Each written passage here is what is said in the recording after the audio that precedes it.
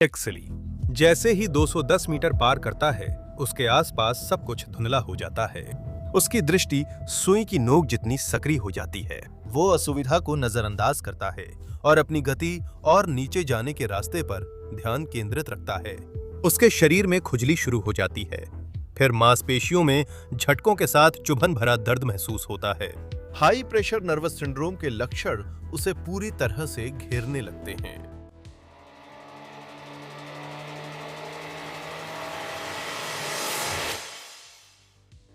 Sheikh axially सिर्फ एक गोताखोर नहीं थे, वे एक अग्रणी थे। 16 साल की उम्र में जब ज्यादातर किशोर खुद को समझ रहे थे, शेख एक्सली पहले ही पानी के नीचे संपीड़ित हवा में सांस ले रहे थे और अज्ञात की तलाश में थे। लेकिन त्रासदी जल्दी ही आ गई। 19 साल की उम्र में शेख एक्सली और उनके छोटे भाई एडवर्ड फ्लोरिडा के वाकुला स्प्रिंग्स में सांस रोककर और गहराई तक गोता लगाने की प्रतिस्पर्धा कर रहे थे। एडवर्ड कभी लौट कर नहीं आया। शेख के लिए यह पल सब कुछ खत्म कर सकता था, लेकिन इससे उसमें नया जुनून जागा। वह डाइविंग जारी रखेगा, लेकिन उसे और सुरक्षित बनाएगा। उसने माता पिता से वादा किया कि फिर किसी को वैसा दुख न सहना पड़े। यही उसकी पहचान बन गई। 22 साल की उम्र में बहामास में सुरक्षा गोताखोर एक्सली ने 2 लोगों को बचाने की कोशिश की, जो कंप्रेस्ड एयर पर एक लापरवाह रिकॉर्ड डाइव कर रहे थे। वो 142 मीटर गहराई तक गया, फिर रुक गया। इसने उसे लगभग मार ही डाला था। जिन 2 गोताखोरों को वो बचाने की कोशिश कर रहा था, वे इतने भाग्यशाली नहीं थे। इस घटना से उसकी प्रतिष्ठा बढ़ी। एक्सली में नाइट्रोजन नार्कोसिस सहने की खास क्षमता और नाइट्रोजन नार्कोसिस की सीमाओं का सम्मान करने का अनुशासन था। 20 साल की उम्र में वो सिर्फ गुफाओं में गोता नहीं लगा रहा था, बल्कि नियम भी बदल रहा था। एक्सली ने उस समय दुनिया में सबसे ज्यादा 1000 से अधिक गुफा डाइव्स की थीं। वह गहराई की सीमाएं बढ़ाने के साथ सुरक्षा प्रोटोकॉल भी बना रहा था, जिन पर दशकों तक लोग निर्भर रहेंगे। डाइविंग के खतरे बेहद निर्दयी हैं, नार्कोसिस, ऑक्सीजन विषाक्तता और डीकम्प्रेशन सिकनेस। लेकिन शेख एक्सली ने उन खतरों का सामना सटीकता और शांत दिमाग से किया। उसके जीवन की हर त्रासदी एक और सबक बन गई। हर जोखिम उसके लिए जीवित रहने की योजना बनाने में एक और कदम बन गया। जैसे जैसे साल बीतते गए, एक सच्चाई साफ हो गई। जब गोताखोर सीमाओं की बात करते थे, एक्सली पहले ही उन्हें पार कर चुका था। 1973 में एक्सली ने नेशनल स्पियोलॉजिकल सोसाइटी के व डाइविंग सेक्शन की स्थापना की और इसके पहले अध्यक्ष फिर चेयरमैन बने। अपने करियर के दौरान 100 से अधिक लेख और 6 किताबें प्रकाशित की। उन्होंने केव और ओवरहेड डाइविंग में आज की कई मुख्य सुरक्षा प्रक्रियाएं शुरू की।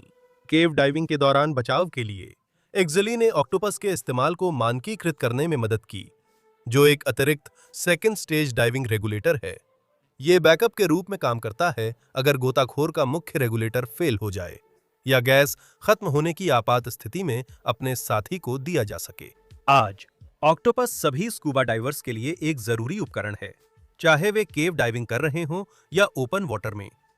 1984 में एक्सली ने परिवार की कार डीलरशिप छोड़कर लाइव ओक, फ्लोरिडा के सुवानी हाई स्कूल में गणित पढ़ाना शुरू किया, ताकि उसे मैक्सिको, कैरिबियन और दुनिया भर के गहरे स्थानों की यात्रा कर अपने डाइविंग कौशल को निखारने के लिए ज्यादा समय मिल सके। एक्सली ने लाइव ओक से करीब 10 मील दूर कैथेड्रल कैनियन स्प्रिंग्स में भी एक संपत्ति खरीदी, जिसमें फेलमेट सिस्टम का हिस्सा एक चूना पत्थर की सिंक होल थी। उसने सिंक होल के आसपास की जमीन खरीदी ताकि वहां आसानी से पहुंच सके और अपनी केव डाइविंग का अभ्यास कर सके। एक्सली अपनी गहरी डाइविंग विशेषज्ञता के लिए भी प्रसिद्ध था। वह पहले गोताखोर थे जिन्होंने 244 मीटर से अधिक गहराई में गोता लगाया था। 30 से कम लोग स्कूबा के साथ इतनी गहराई तक गए हैं और उन्होंने एक ही गुफा डाइव में सबसे लंबी दूरी के कई रिकॉर्ड बनाए। उनके करियर का शिखर तब आया जब उनके पास गहराई और दूरी दोनों में गुफा डाइविंग के रिकॉर्ड थे। अपनी 29 साल की गुफा डाइविंग में एक्सली ने 4000 से ज्यादा डाइव्स की और 2 अहम किताबें लिखीं। Basic cave diving, a blueprint for survival 1979 और कैवर्न्स मेजरलेस टू मैन 1994। ये किताबें गुफा डाइविंग के शौकीनों की जरूरी मार्गदर्शिका बन गईं। मई 1990 में जिम बॉर्डिन एक अन्वेषण समूह के साथ पूर्वोत्तर मेक्सिको के एल रैंचो असाफ्रोजा के एक बड़े खेत पर 5 सिंक होल्स में सेनोते का सर्वेक्षण कर रहे हैं। असामान्य कार्स्ट संरचनाओं के इस समूह में जाकाटोन या एल जाकाटोन ही एकमात्र सिंक होल है जिसमें स्पष्ट रूप से पानी का प्रवाह दिखाई देता है। पास की नदी को जल देने वाले एल नसीमिएंटो झरने के स्रोत का अनुसरण करते हुए अन्वेषक एक चूना पत्थर की चट्टान के पास खुला स्थान देखते हैं। टीम के 2 सदस्य जिम बॉर्डन और गैरी वॉल्टन धारा के साथ गोता लगाते हैं, ये जानने के लिए कि वो कहां जाती है। गोताखोरों को एक छोटी गुफा मिलती है और वे उत्तर पूर्व दिशा में तब तक आगे बढ़ते हैं जब तक वे अपनी रील की रस्सी के अंत तक नहीं पहुंच जाते। चूंकि रास्ता आगे बढ़ता हुआ लगता है, वे वापस लौटते हैं ताकि दूसरी रील ला सकें और अपनी बांधने की जगह पर लौटकर अपनी खोज जारी रख सकें। तल सतह 17 मीटर गहरी है और कछुओं के कंकालों से भरी हुई है, इसलिए वे इसका नाम डेड टर्टल पैसेज रखते हैं। जल्द ही गोताखोर दूर एक रोशनी की किरण देखते हैं और 230 मीटर की दूरी तय करने के बाद सुरंग के अंत तक पहुंच जाते हैं। वे जाकाटोन की पन्ना से हरे पानी में पानी की सतह से 8 मीटर नीचे उभरते हैं। गोताखोर एक सुंदर सेनोते में सतह पर आते हैं जिसे 20 मीटर ऊंची चूना पत्थर की दीवारें घेरे हैं। सतह पर जब भी हवा चलती है, ऊंची जाकाटे घास झील के ऊपर लहराती है और इसी वजह से जाकाटोन का नाम पड़ा। इस परियोजना में 76 मीटर गहरे सिंक होल की माप के लिए प्लम लाइन प्रयोग होती है। अप्रैल 1993 में परियोजना 5 सेनोट्स की खोज जारी रहती है। शेख एक्सली टीम से जुड़ते हैं ताकि वे अनदेखी गहराइयों में जा सकें। जाकाटोन पर ध्यान देते हुए वे सीखते हैं कि इसका स्रोत ज्वालामुखीय है। यहाँ का पानी खनिज युक्त, सल्फर युक्त, थोड़ा अम्लीय, हाइड्रोथर्मल है और तापमान करीब 30 डिग्री सेल्सियस रहता है। उन्हें फिर आश्चर्य होता है। एयर डाइव के दौरान बॉर्डन और एक्सेली को पता चलता है कि प्लम लाइन एक चट्टानी उभार पर रुक गई है। बाउडन 79 मीटर तक पहुंच जाते हैं जबकि एक्सेली 124 मीटर नीचे चले जाते हैं और फिर भी उन्हें तल दिखाई नहीं देता। अगले दिन परियोजना एक और सटीक प्लम रीडिंग लेने का प्रयास करती है। वजन से बंधी रस्सी रील से निकलती है, 152 मीटर, फिर 305 मीटर पार करती है और आखिर 330 मीटर पर रुकती है, जिससे जाकाटोन दुनिया के सबसे गहरे पानी भरे सिंकहोल्स में शामिल हो जाता है। मुझे ये बहुत आकर्षित करता है कि इंसान अपनी सीमाओं को कैसे परखते हैं, जैसे एवरेस्ट पर चढ़ना, अथाह गुफाओं में गोता लगाना या समुद्र के बीचों बीच नाजुक टावर खड़े करना। हर कोशिश उन जगहों को पाने की है जो हमारे लिए नहीं थीं, और समुद्र हमें हमारी महत्वाकांक्षा की नाजुकता याद दिलाता है। बार बार जीत और त्रासदी के बीच की रेखा बेहद पतली साबित होती है। टीम सेनोट की उत्तरी दीवार पर रस्सी सुरक्षित करती है और अगले दिन मिश्रित गैस के साथ गहरी गुफा डाइव की योजना बनाती है। गहराई बढ़ने पर गोताखोर अधिक दबाव पर गैस में सांस लेते हैं, इसलिए मिश्रित गैस जरूरी होती है। दबाव के तहत सामान्य हवा में मौजूद नाइट्रोजन नशा पैदा करती है और ऑक्सीजन धीरे धीरे ज्यादा जहरीली हो जाती है। गहराई में डाइविंग के लिए ट्राइमिक्स जैसे गैस मिश्रण का उपयोग सबसे व्यावहारिक है, जिसमें ऑक्सीजन और नाइट्रोजन की मात्रा कम करके हीलियम जैसी दूसरी निष्क्रिय गैस मिलाई जाती है। ये मिश्रण गोताखोर को बिना नशा या ऑक्सीजन विषाक्तता के गहराई तक जाने देता है और ये सतह पर चढ़ते समय डीकम्प्रेशन स्टॉप्स पर बिताए जाने वाले समय को भी कम कर देता है। अगले दिन बॉर्डन 154 मीटर की गहराई तक गोता लगाते हैं, जबकि एक्सेली 220 मीटर तक पहुंचते हैं। गोताखोरी सप्ताह खत्म होते ही एक्सेली और बॉर्डन तय करते हैं कि वे साथ में जाकाटोन लौटकर इसकी गहराइयों की खोज करेंगे। उन्हें 300 मीटर से अधिक की ओपन सर्किट डाइव के लिए एक आदर्श स्थान मिल गया है। यहाँ पानी गर्म है, कोई धार नहीं है, स्थानीय लोग दोस्ताना हैं और सिस्टम तक पहुंच आसान है। बॉर्डन और एक्सेली तय करते हैं कि वे एक साल में जाकाटोन की तली तक 305 मीटर गहराई में स्कूबा उपकरण के साथ गोता लगाने की कोशिश करेंगे, जो अब तक किसी ने नहीं किया। परियोजना सदस्य अगले 12 महीनों में 6 बार मेक्सिको जाते हैं। बॉर्डन 305 मीटर प्रयास के लिए खुद को तैयार करने लगातार गहराई में गोता लगाते हैं। एक्सेली दक्षिण अफ्रीका जाकर बोसमैन गट या बुशमैन होल में पानी के नीचे गुफा के तल तक रिकॉर्ड तोड़ गोता लगाने का प्रयास करते हैं। मैंने डेव शॉ की इसी गुफा की गहराई पर एक और वीडियो बनाया है, जिसका लिंक यहां दूंगा। एक्सेली तेजी से अंधेरे में नीचे उतरते हैं 210 मीटर पार करते ही तेजी से बढ़ता दबाव उनके चारों ओर की हर चीज को धुंधला कर देता है। उनकी दृष्टि संकुचित हो जाती है, जैसे सुई के छेद से देख रहे हों। वो ध्यान केंद्रित रखते हैं और असुविधा नजरअंदाज कर अपनी गति और दिशा बनाए रखते हैं। शरीर में खुजली, फिर चुभन और मांसपेशियों में तेज बेकाबू कंपन होने लगते हैं। हाई प्रेशर नर्वस सिंड्रोम के लक्षण पूरी तरह घेर लेते हैं। 150 मीटर से अधिक गहराई पर हीलियम में सांस लेने से गोताखोर को दबाव के कारण न्यूरोलॉजिकल प्रतिक्रिया होती है। इस प्रभाव की तीव्रता गोताखोर की नीचे जाने की गति, गहराई और हीलियम के प्रतिशत पर निर्भर करती है। आंखें सिकुड़ने पर गोताखोरों को लोगों और वस्तुओं के चारों ओर चमकती आभा दिखती है। उन्हें तेज शरीर में कंपन, दौरे और मतिभ्रम के साथ उनींदापन आ सकता है। हाई प्रेशर नर्वस सिंड्रोम के लक्षण रोकने का एक ही तरीका है, ऊपर उठना। लेकिन एक्सली का ध्यान तल तक पहुंचने पर है। वो तय करता है कि रिकॉर्ड तोड़ने के लिए बची दूरी के बावजूद वो आगे बढ़ेगा। दबाव के कारण उसके ड्राई सूट की हवा संकुचित होकर उछाल घटा देती है। हाई प्रेशर नर्वस सिंड्रोम के कारण उसके शरीर में इतनी तेज कंपन होती है कि उसे अपने इन्फ्लेटर को चलाने जैसे साधारण काम करने में भी मुश्किल होती है। टैंकों और वजन के साथ वो गुफा के तल की ओर पत्थर सा गिर रहा है। दबाव सतह से 27 गुना ज्यादा है और उसके बॉयंसी कंपेनिसेटर में गैस को न्यूट्रल बॉयंसी तक पहुंचने में समय लगता है। एक्सली आखिरी समय पर नियंत्रण वापस पा लेता है, इससे पहले कि वो नीचे टकरा जाए। वो तुरंत ऊपर चढ़ना शुरू कर देता है। एक्सली ने डेप्थ टैग नहीं निकाला, लेकिन उसके डाइव कंप्यूटर उसकी 263 मीटर की रिकॉर्ड गहराई की पुष्टि करते हैं। वो इस दक्षिण अफ्रीकी सिंक होल के तल तक पहुंचने वाला पहला गोताखोर है। जब एक्सली पहले डेको स्टॉप, जो 122 मीटर पर है, पहुंचता है, तब तक हाई प्रेशर नर्वस सिंड्रोम के लक्षण पूरी तरह गायब हो चुके होते हैं। इस अत्यधिक गहराई पर एक्सली ने सिर्फ हाई प्रेशर नर्वस सिंड्रोम के लक्षण ही नहीं सहे, बल्कि उसे तीव्र ठंड भी झेलनी पड़ी। एक्सली ड्राई सूट में इलेक्ट्रिक हीटिंग सिस्टम इस्तेमाल करता है, फिर भी ठंडे पानी में 7 घंटे रहने का असर उस पर भारी पड़ता है। हीलियम में सांस लेना, जो हवा से पतली होती है और हवा की तुलना में 10 गुना तेजी से गर्मी का संचार करती है, उसके शरीर को और भी तेजी से ठंडा कर देता है। एक्सली पानी से राख जैसे धूसर चेहरे और ठंड से कांपते हुए बाहर निकलते हैं। 40 की उम्र के मध्य तक एक्सली को एहसास था कि समय तेजी से बीत रहा है और विश्व रिकॉर्ड के पीछे भागने के उसके दिन खत्म हो रहे हैं।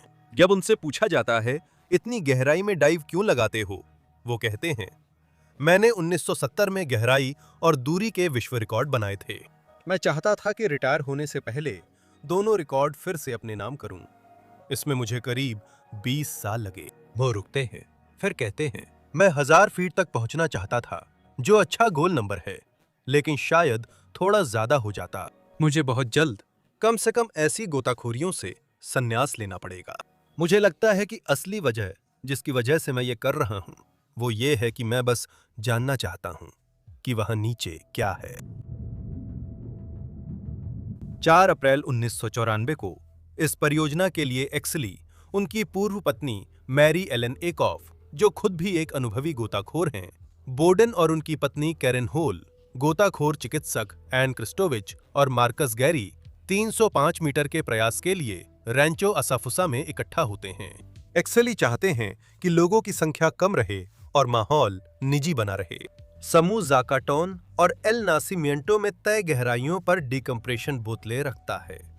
2 वेटेड लाइनों को 9 मीटर की दूरी पर नीचे तक बिछाया जाता है, जिससे हर गोताखोर को स्वतंत्र अवरोहण रेखा मिलती है और यह प्रयास एकल गोताखोरी बन जाता है। दोनों गोताखोर तेज अवरोहण में संपर्क और हस्तक्षेप से बचने के लिए इस व्यवस्था को पसंद करते हैं। एक्सली गोताखोरी की तैयारी में 128 मीटर गहराई तक एयर डाइव करते हैं। एक्सली किसी भी अत्यधिक गहरी गोताखोरी से पहले गहरी एयर डाइव करने का ये अभ्यास करते आ रहे हैं। बुधवार 6 अप्रैल की सुबह दोनों गोताखोर डाइव की तैयारी करते हैं। एक्सली और बॉर्डन एल लाचामेंटो स्प्रिंग से एल पैसेज होते हुए जाकाटोन डाइव साइट तक तैरते हैं। जाकाटोन में गोताखोरों का स्वागत sports illustrated, destination discovery press और टैम्पिको चैनल 7 की फिल्म क्रू करती है। जमीन के मालिक, उनका परिवार और स्थानीय लोग वहां हैं, जिससे एक्सली असहज हो जाता है। ये बात शायद ज्यादातर लोगों के लिए ज्यादा मायने ना रखे, लेकिन एक्सली के लिए, जो एक खतरनाक मिशन पर निकलने वाले हैं, ये उनकी मानसिक एकाग्रता को प्रभावित करता है। एक्सली ने 1970 की उस घटना का जिक्र किया जब उन्होंने 2 गोताखोरों को बचाने के लिए 142 मीटर गहराई तक गोता लगाया था। पीड़ितों ने प्रायोजकों, मीडिया और दर्शकों के दबाव में सुरक्षा नियमों की अनदेखी की थी। तब से एक्सली ने खुद को लो प्रोफाइल रखा है और केवल अपने करीबी दोस्तों को ही शामिल करते हैं। वो फिर से ध्यान केंद्रित करने की कोशिश कर रहे हैं। दोनों आदमी दिन की तारीफ कर एक दूसरे को शुभकामनाएं देते हैं। वे डिसेंट लाइनों की ओर तैरते हैं, गहरी धीमी सांसें लेकर मन शांत करते हैं और डाइव पर ध्यान केंद्रित करते हैं।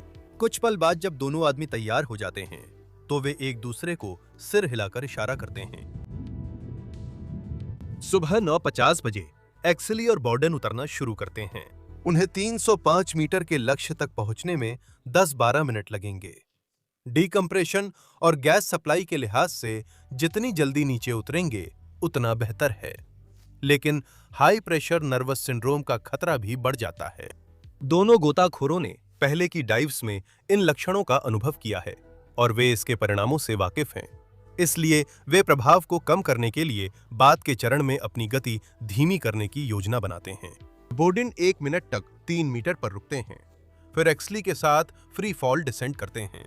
दोनों गोताखोर प्रति मिनट 31 मीटर की दर से संपीड़ित हवा का उपयोग कर 91 मीटर गहराई तक उतरते हैं, जहां एक्सली एयर सिलेंडर लाइन से क्लिप कर स्टेज करते हैं। वहीं बोर्डन अपनी पीठ पर बंधी छोटी पोनी बॉटल और पीठ पर लगे जुड़वा सिलेंडरों का उपयोग करते हैं। 91 मीटर गहराई पर दोनों गोताखोर अपने साइड माउंटेड ट्रेवल मिक्स में 10.5% ऑक्सीजन पर स्विच करते हैं। एक्सली दोनों बाजुओं के नीचे 2 side mounted travel mix cylinder ले जाते हैं। गहराई बढ़ने पर ऑक्सीजन का अधिक अनुपात विषैला होता है, इसलिए गोताखोरों को ऑक्सीजन प्रतिशत घटाना पड़ता है। वे इन 3 अलग-अलग मिक्स का इस्तेमाल करते हैं। पहले हिस्से के लिए सामान्य हवा, जिसमें 21% ऑक्सीजन होती है, फिर 10.5% ट्रैवल मिक्स और अंत में एक डीप बॉटम मिक्स। बोर्डन के बाएं हाथ के नीचे ट्रैवल मिक्स और दाएं हाथ के नीचे बॉटम मिक्स सिलेंडर है। डाइवर्स एक ही गति से 183 मीटर की गहराई तक जाते हैं। वहां वे पीठ पर लगे ट्विन सिलेंडरों पर स्विच करते हैं, जिनमें उनका बॉटम मिक्स होता है। एक्सली 6% ऑक्सीजन वाला मिश्रण लेते हैं, जबकि बोर्डन के मिश्रण में 6.4% ऑक्सीजन है। संभव है कि एक्सली कम ऑक्सीजन प्रतिशत के साथ माइलस्टोन मार्कर से आगे जाने की तैयारी कर रहे हैं। एक्सली और बोर्डन जब 305 मीटर गहराई पर पहुंचते हैं, तो उनके पास बॉटम मिक्स होता है, जो 91 मीटर पर संपीड़ित हवा के बराबर होता है। जब वे 229 से 244 मीटर के बीच उतरते हैं, तो दोनों को हाई प्रेशर नर्वस सिंड्रोम के लक्षणों से बचने के लिए अपनी गति धीमी करनी होती है। बोर्डन के लिए सब कुछ योजना के अनुसार चलता है, लेकिन 244 मीटर से आगे वह हल्का सा मांसपेशियों में कंपन महसूस करने लगता है।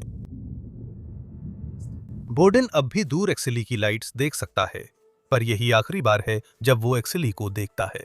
गोताखोरों ने डुबकी शुरू की और 11 मिनट हो चुके हैं। 274 मीटर गहराई पर बोर्डन को उम्मीद थी कि उसके बॉटम मिक्स सिलेंडरों में 124 बार गैस होगी, लेकिन उसमें लगभग आधी गैस ही बची है। उस गहराई पर अगर दबाव 35 बार से कम हो जाता है, तो उसका रेगुलेटर उसे जरूरत की गैस नहीं दे पाएगा। पानी का दबाव उसके टैंक में मौजूद गैस के दबाव से ज्यादा होगा जब वह रेगुलेटर से होकर गुजरेगी।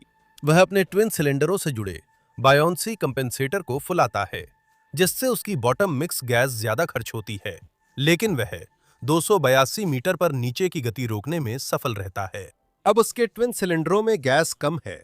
वो दाहिनी बांह के नीचे रखे बैकअप बॉटम मिक्स सिलेंडर पर स्विच कर ऊपर चढ़ना शुरू करता है। पहले डीकम्प्रेशन स्टॉप 137 मीटर तक पहुंचते पहुंचते वह अपनी बैकअप बॉटम मिक्स और बाएं हाथ के नीचे बची ट्रैवल मिक्स इस्तेमाल कर चुका होता है। बॉर्डन डीकम्प्रेशन स्टेज बॉटल पर स्विच कर वाल्व खोलता है, पर रेगुलेटर से लगातार गैस निकलती रहती है। बॉर्डन समस्या ठीक नहीं कर पाता, इसलिए वह हर सांस के लिए बॉटल का वॉल्व खोलता बंद करता है। अगली स्टेज्ड डीकम्प्रेशन बॉटल 107 और 91 मीटर के बीच है और वहां पहुंचने में 8 मिनट लगेंगे, जिसमें कई बार रुकना पड़ेगा। एक्सली के साथ क्या हुआ ये साफ नहीं है, लेकिन मैं अपनी समझ के हिसाब से घटना और उनकी मौत के संभावित कारणों को घटना रिपोर्ट्स व विशेषज्ञों के सबूतों के आधार पर समझाने की कोशिश करूंगा। एक्सली को नाइट्रोजन नार्कोसिस सहने की क्षमता है, लेकिन वे हीलियम के प्रभावों के प्रति संवेदनशील है। तो 210 से 244 मीटर गहराई पर एक्सली को हाई प्रेशर नर्वस सिंड्रोम के शुरुआती लक्षण हो सकते थे। बुशमैन होल की तरह एक्सली केंद्रित और दृढ़ है, लेकिन गहराई में दर्द और कंपन बढ़ते हैं। एक्सली और बॉर्डेन एक सख्त सांस लेने की दर का पालन करते हैं और हर सांस को गिनकर और ध्यान में रखकर लिया जाता है। अत्यधिक गहराई पर क्योंकि गैस संकुचित हो जाती है, तेजी से सांस लेने पर सतह की तुलना में घातांकीय रूप से अधिक गैस खर्च होती है। कंपन और अनैच्छिक मांसपेशीय हरकतें जल्दी ऑक्सीजन खत्म कर देती हैं। तनाव के साथ साथ इससे उसकी सांस लेने की दर बदल जाती है। यही वजह हो सकती है कि बोर्डेन ने अपनी गैस जल्दी इस्तेमाल कर ली। मुझे नहीं पता कि एक्सली ड्राई सूट इस्तेमाल कर रहे थे या वेट सूट। जाकाटोन का पानी हाइड्रोथर्मल है, जिसकी तापमान लगभग 30 डिग्री सेल्सियस रहती है। यह ड्राई सूट के लिए गर्म है, लेकिन एक पिछले इंटरव्यू में एक्सली ने कहा था कि उन्हें ड्राई सूट से मिलने वाला बैकअप बुआयंसी सपोर्ट पसंद है। आप ड्राई सूट में गैस भर सकते हैं, जिससे वह गुब्बारे जैसा बनता है। ड्राई सूट हो या ना हो, उस गहराई पर गोताखोर अपनी बुआयंसी खो देता है, जिससे चीजें जटिल हो जाती हैं। जैसे ही एक्सली अपने लक्ष्य के करीब आते हैं, वो हाई प्रेशर नर्वस सिंड्रोम से जूझ रहे होते हैं। सब कुछ धुंधला है, लाइट्स के बावजूद चारों ओर अंधेरा और उसे बहुत कम दिखाई दे रहा है। जैसे ही वो नीचे गिरते हैं, वह बुआयंसी कंपेंसेटर चलाकर बुआयंसी लौटाने की कोशिश करते हैं, लेकिन बीसी प्रतिक्रिया देने में समय लेता है। गिरावट रोकने के लिए वो डिसेंट लाइन पकड़कर उसे दोनों बाहों और साइड माउंटेड बोतलों के वॉल्व के चारों ओर लपेट लेते हैं। इससे उनकी गिरावट थम जाती है। उनकी कलाई के डाइव कंप्यूटर पर 276 मीटर दिख रहा है। गिरावट रुकने के बाद एक्सली ऊपर चढ़ने की कोशिश करते हैं, लेकिन पहले उन्हें अपनी बाह और टैंक के वॉल्व से लिपटी लाइन सुलझानी पड़ती है। हाई प्रेशर नर्वस सिंड्रोम के लक्षण बने रहते हैं, जिससे जटिल काम और मुश्किल हो जाता है। तनाव और कंपन से उनकी जुड़वा टैंकों का बॉटम मिक्स जल्दी खत्म होता है। जैसे ही वह खुद को खोलते हैं, उनकी जुड़वा सिलेंडर में बॉटम मिक्स घटकर 35 बार रह जाती है और रेगुलेटर जरूरत के मुताबिक गैस नहीं दे पाता। वह अपने ट्रैवल मिक्स वाले रेगुलेटर पर स्विच करते हैं, लेकिन इस गहराई पर 10.5% ऑक्सीजन जहरीली हो जाती है। एक्सली ने झटकों का सामना किया, लेकिन ऑक्सीजन विषाक्तता से उनकी सोच धुंधली पड़ गई। वह खुद को छुड़ाने के लिए संघर्ष करते हैं, जिससे उनकी सांसें उखड़ने लगती हैं और कार्बन डाइऑक्साइड जमा होने लगता है। केंद्रीय तंत्रिका तंत्र की ऑक्सीजन विषाक्तता से उसे दौरे पड़ने लगते हैं। फिर ट्रैवल मिक्स भी 35 बार तक गिर जाता है और अब वो उसे जरूरी गैस नहीं दे सकता। उच्च दबाव, nervous syndrome, nitrogen narcosis, carbon dioxide और ऑक्सीजन विषाक्तता के कारण एक्सली अपनी दूसरी बाह के नीचे रखी ट्रैवल मिक्स की बोतल तक नहीं पहुंच पाते और जाकाटोन की अंधेरी गहराइयों में डूब जाते हैं। बॉर्डेन 9 घंटे से ज्यादा डीकम्प्रेशन करते हैं, लेकिन डीकम्प्रेशन से सिकनेस से उनके कंधे में दर्द होता है। उन्हें ऑक्सीजन, कॉर्टिकोस्टेरॉइड्स और हाइड्रेशन से इलाज किया जाता है। एक्सली की पूर्व पत्नी और टीम को समझ आ जाता है कि एक्सली अब लौटेंगे नहीं। 2 दिन बाद ऊपर की टीम डिसेंट लाइन से एक्सली के उपकरण लेने लौटती है। स्टेज्ड डीकम्प्रेशन टैंक के कारण लाइन भारी होती है, इसलिए उसे ऊपर खींचने के लिए पुली का उपयोग करते हैं। एक्सली का शरीर अभी भी लाइन के अंत के पास उलझा हुआ है। लाइन कई बार उसकी दोनों बाहों और टैंकों के वॉल्व के आसपास लिपटी रहती है। उसका मास्क और बाकी सभी उपकरण अपनी जगह पर हैं। अप्रैल 1994 में एक्सली की मौत ने तकनीकी डाइविंग जगत को झटका दिया। वह गुफा और मिक्स्ड गैस डाइविंग के एक सच्चे अग्रणी थे, एक सुरक्षा नवप्रवर्तक जिनकी विधियों ने आधुनिक तकनीकी डाइविंग को आकार दिया। 1990 के शुरुआती वर्षों में 200 मीटर से नीचे की डाइव्स बेहद दुर्लभ और खतरनाक थीं। ज़ाकाटॉन में एक्सेली की मृत्यु से यह साफ हुआ कि ऐसी चरम गहराइयों पर मानव शरीर विज्ञान के बारे में बहुत कम जानकारी थी।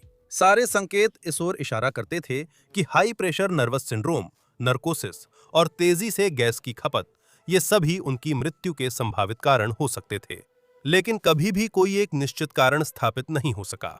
एक्सेली के अपने शब्दों में, ऐसी जगहें हैं जहां समय की शुरुआत से अब तक कोई और नहीं गया है। आप चांद का अंधेरा हिस्सा देख सकते हैं, यहां तक कि मंगल ग्रह भी, लेकिन किसी गुफा के पीछे का हिस्सा नहीं देख सकते जब तक कि आप वहां न जाएं। जब आपको पता चलता है कि वहां आपसे पहले कोई नहीं गया है, तो एक खास एहसास होता है। आने वाले एपिसोड में हम पर्ल हार्बर के डूबे हुए जहाजों को ऊपर लाने की जंग में उतरेंगे, जहां इंजीनियरिंग, यादें और इतिहास का बोझ लहरों के नीचे टकराता है। हमारे साथ जुड़िए जब हम जानेंगे अतीत को कैसे गहराई से निकाला गया।